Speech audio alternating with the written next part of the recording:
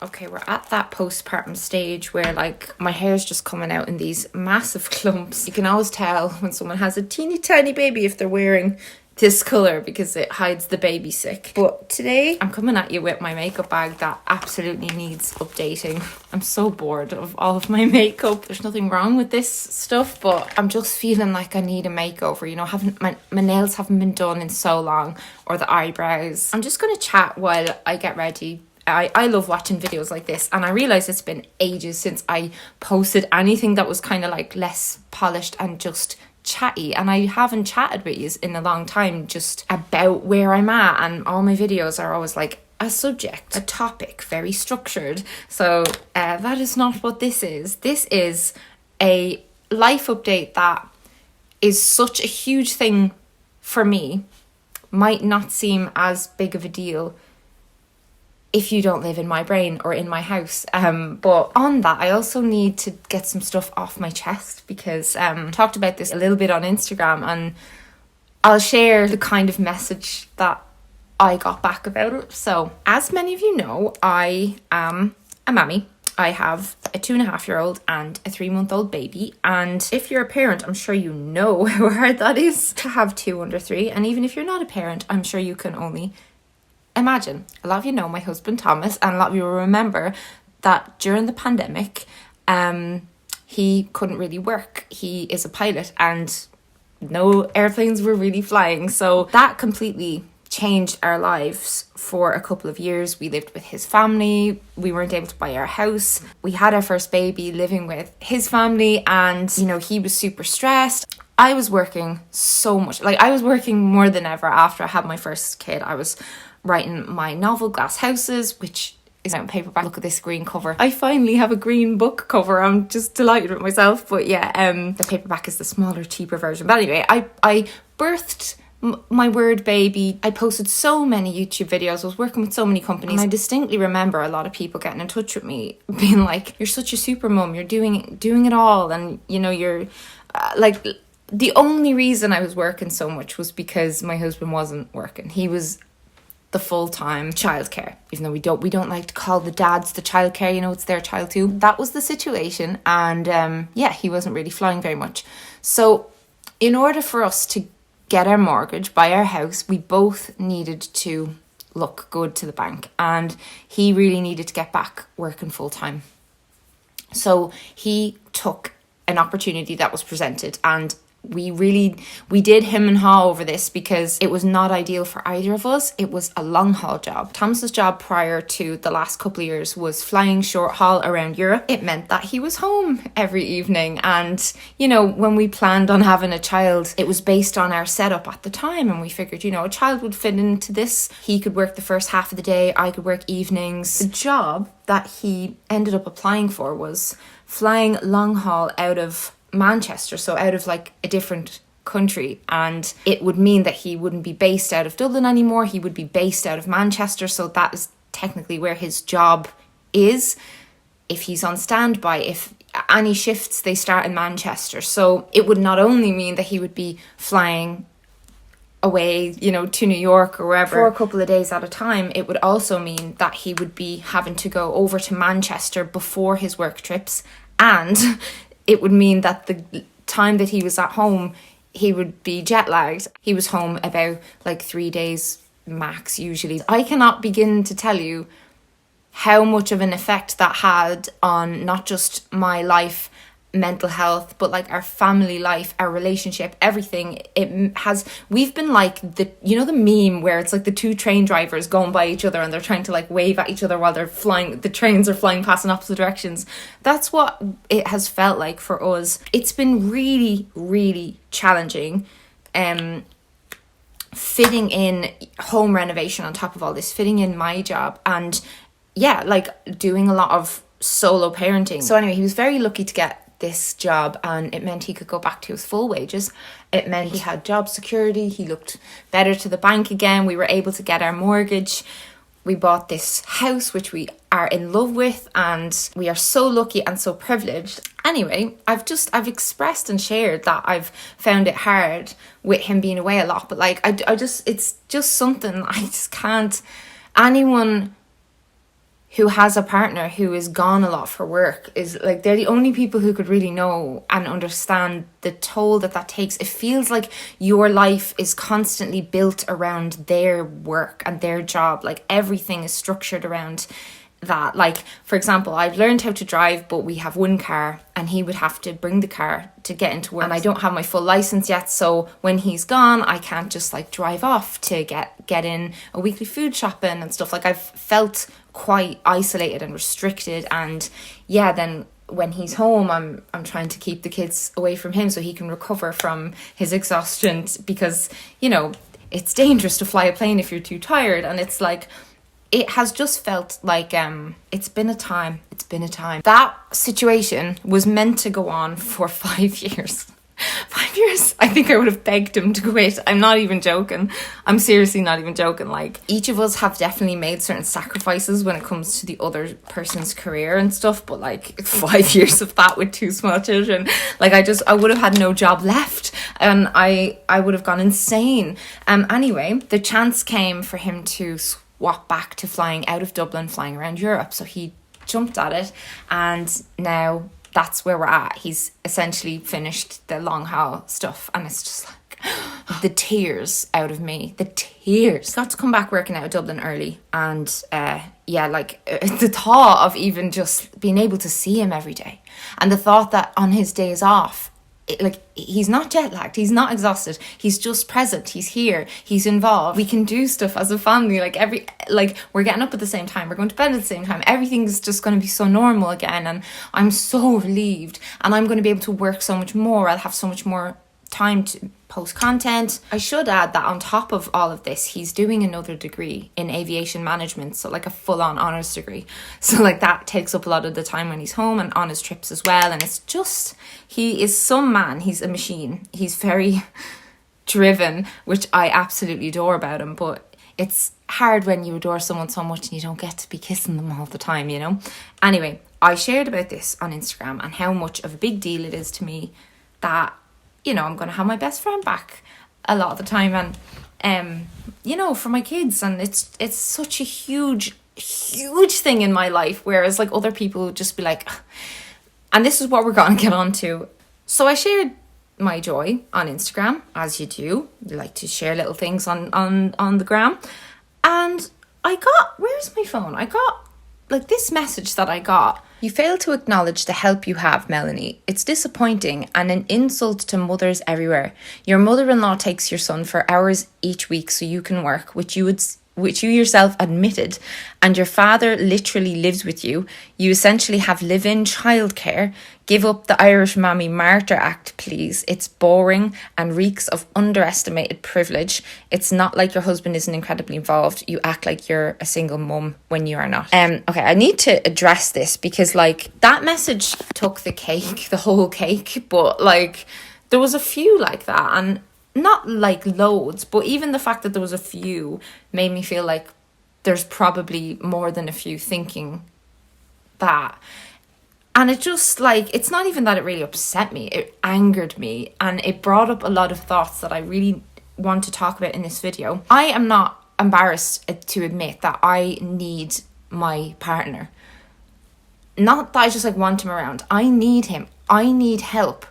I'm a mother of two small children and I need help, and I ask for help, and asking for help doesn't make you a bad mother. It makes you a better one. What you said, person who said this to me, it's a contradiction in itself, because you said like, you admitted that your mother-in-law takes your son a few hours a week. Yes. So why am I going to repeat that every time I talk about anything? Like, you already know that. And it's so I can work. Most people who work don't also have to have their children at the same time. But yeah, it's for, 4 hours or 5 hours, about 3 days a week, and the rest of all of the 24-hour days, I have him and my baby. I have my baby 24 hours a day. And my dad currently lives with us. He's building a little house beside us soon, but yes, he lives with us, and he's around a couple hours a day when he's not working. I like to think most children and grandchildren see their grandparents, but yeah, he isn't well, and I've not talked about this online I don't think, 'cause it's just like, it's not really anyone's business. But my dad has pulmonary fibrosis. He's not well. I can't just like hand my baby to him and be like, right, see you in a few hours, I'm gonna go and have a bath and just have a little chill set. Like life is not like that with small kids anyway. But yeah, I don't really want people assuming things about my situation and my setup, and that I'm like just lumping my kids off all the time. But anyway, I do have support. I have amazing support in the grandparents who are extremely involved in our children's lives, and I'm so grateful for them. You don't understand how grateful I am for them. All parents need a support network, and you know the whole "it takes a village to raise a child," that saying, it's a saying for a reason. It really does take a village, and women especially, like we're made to feel like asking for help is a huge weakness, and like we're supposed to just shoulder fucking everything. Like the amount of expectations on mothers and the amount of expectations we put on ourselves, not just child rearing, but like having an income and managing a household and the invisible labour of mothers. We could talk about that all day, but that's not what I'm here to talk about. Maybe I'll talk about that after I've done a bit more therapy. I'm starting up therapy again. After my first child, therapy really helped me to remind myself that when you take care of yourself, it helps you to take care of your family. That is for another video, but I want to talk about just the perception of people like me who admit that they, you know, need their partner. Like, lads, codependency, right? That is such a misused word. Like, oh, if you're not completely okay on your own and fully satisfied on your own, then you must be codependent. I know how the word is actually used, but what I mean is like that word, because the word dependence is not a bad, dirty word. And when we think of codependence, like we're all technically codependent. I don't believe in the idea of independent people anymore, especially after the pandemic. Like that experience surely has taught us all that we all rely on each other all the time for everything. People build our roads, our houses, people farm our food, people make the clothes that we wear and sell them. And like, do you not remember all of the key worker stuff, and like us all essentially realizing that if people didn't go and work in supermarkets, we'd all be fucked. And I don't know how long this hair has just been sitting on my jumper, but like my hairs are just falling out. I hate postpartum hair loss. But yeah, the idea of independence is just utterly delusional. I'm sorry, but it is.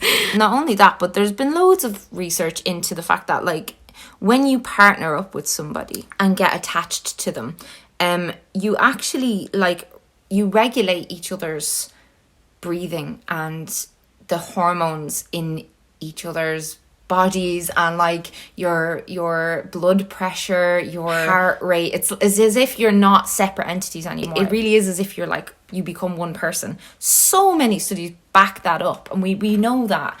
Science knows that. And so how are you supposed to just be like, I am an independent woman and I can do it all myself, and I'm not going to miss my partner, my literal arm, while they're gone for days, and I'm not going to be upset about it and I'm not going to talk about it? How are we at a place where we expect that of people when like our biology is influenced to such a huge extent by our partners, and we're supposed to pretend that like we don't need them and we're grand without them? Like, fuck that. Since we got married, like, by the way, I'm so glad you enjoyed that. My last video was our marriage Q&A after being married for 3 years, and like we've been together for 6. But we've really learned that like we definitely obviously have our own weaknesses and stuff, and obviously our own strengths, and we're a lot better together, and we both feel so much more ourselves when we're together. And like it's so funny, even like our smartwatches show that like our heart rate is different when he's on his work trips versus when he's at home. It's so interesting. I don't feel quite like me when he's gone away. I don't. I just feel like there's a weird hole. It's like one of my limbs just isn't there. Like my or my thumb just is gone off my hand. Like, it's really hard to explain.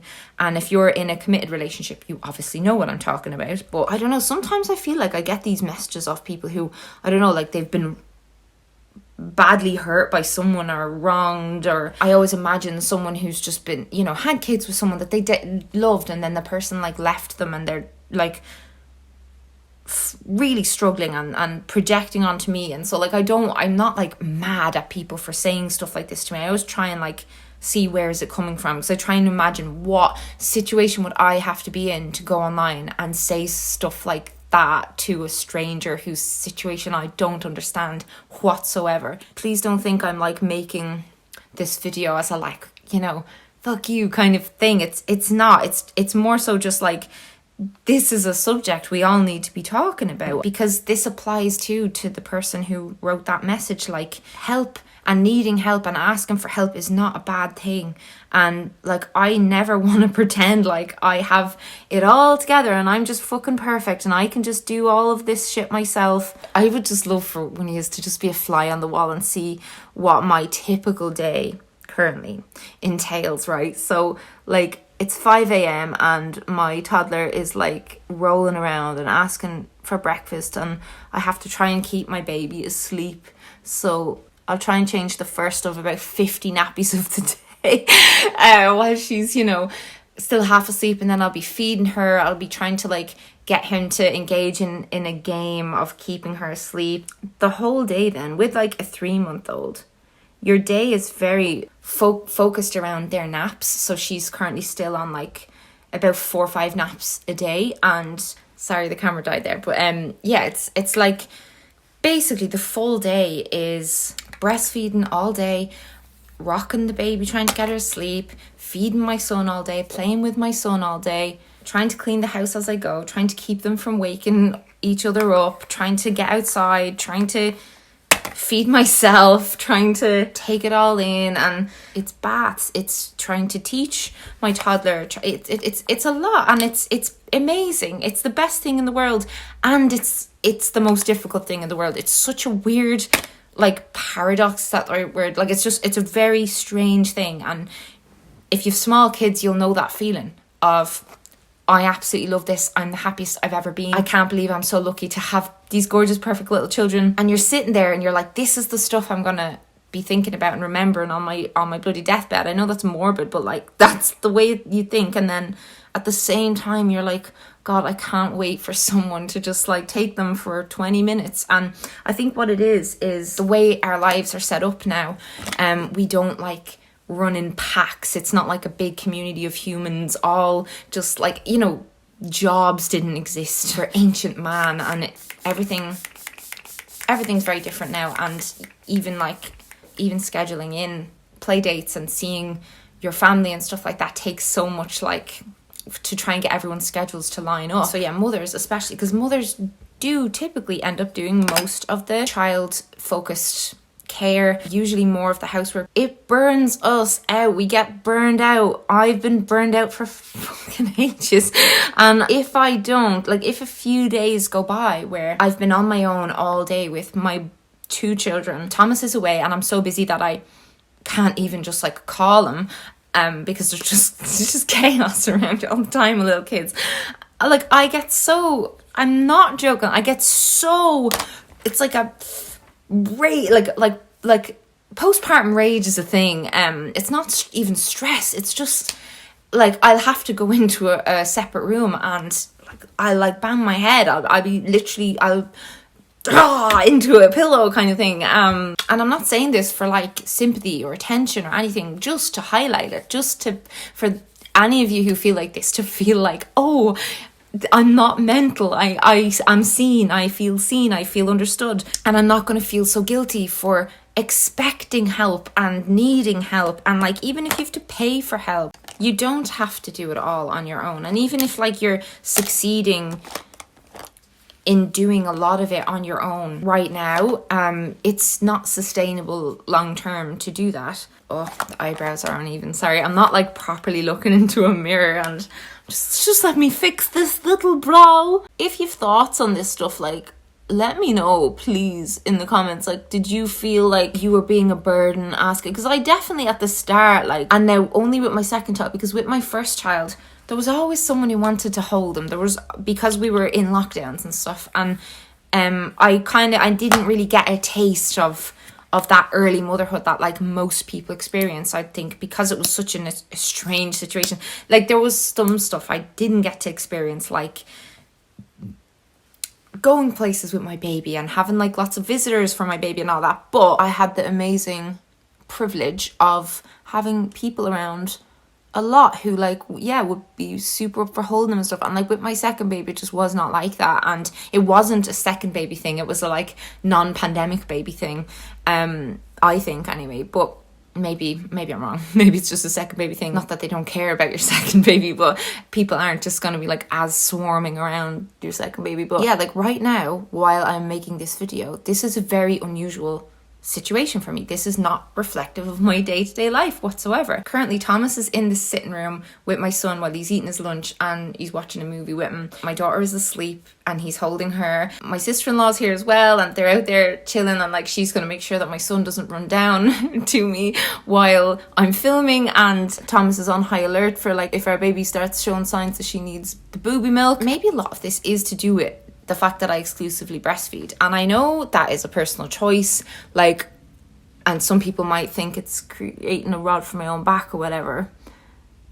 The fact that I don't pump or use formula as well and supplement and stuff. But it's just, I find it easier in so many ways that the pros like outweigh the cons. Like, one big con is not being able to like leave my baby with anyone and like just go out for a walk by myself. Like I practice responsive feeding, and I just kind of feed whenever she shows a sign. It just worked out really well for me with my first, and so far I've had like no clogs doing it like this with no pumping, because with my first I pumped at the start and gave myself really bad like breast clogs and issues, all sorts of issues, because the plan was to pump as well, and like I was having to give him top-up feeds anyway in the hospital. But anyway, that's a whole another subject. Should I do like another breastfeeding video? I did one about my first 6 months of breastfeeding. I ended up breastfeeding him for nearly 2 years, and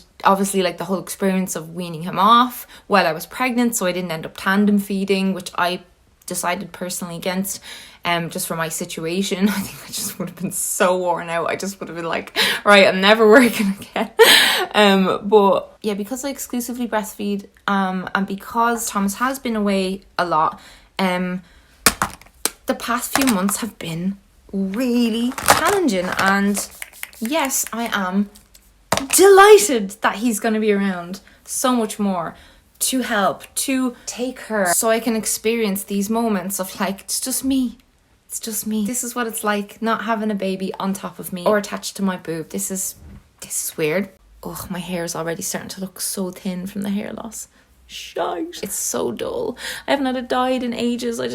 I need a makeover. I don't even think this is just relevant to new moms, wherever you're from.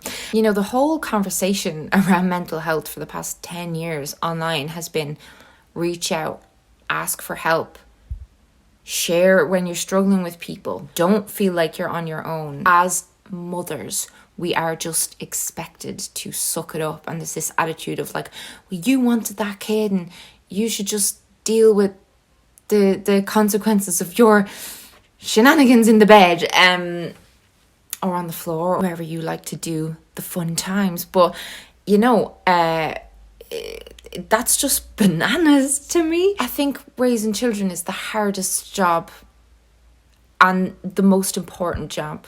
It's not just important for mothers to have support. It's important for children to be connected to other adults. It's also important to model to your child that it's okay to need help and to ask for it. I love being a mom, and I love my husband, and I love the fact that he's not going to be gone all the time. And I feel very lucky that I have a supportive husband who loves being a dad, who works so hard for our family, and I'm extremely grateful for the family in our lives that are very involved, and I'm proud of myself for how I have handled spending a lot of time alone. It seemed like a few of you were quite bothered by me.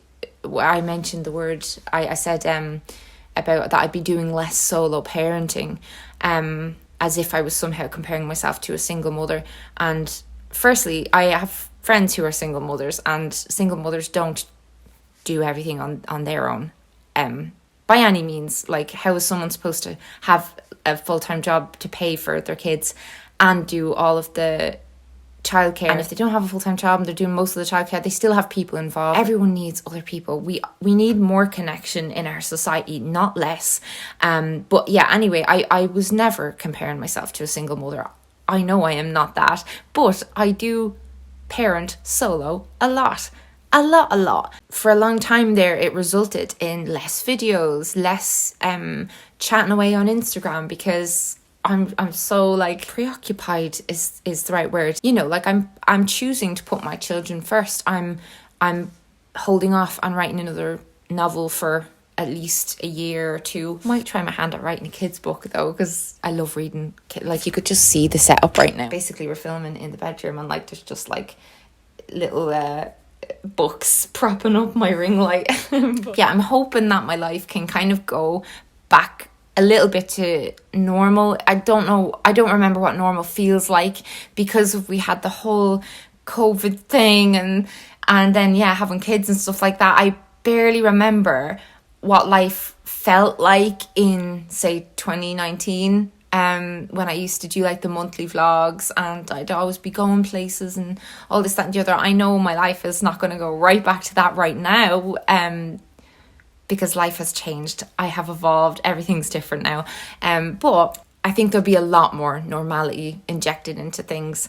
I'll have car access every single day. I'll be doing the parenting thing as part of a team, and my toddler will be starting Montessori in September. Like, I just think that the next year, like next 12 months, will be so much easier.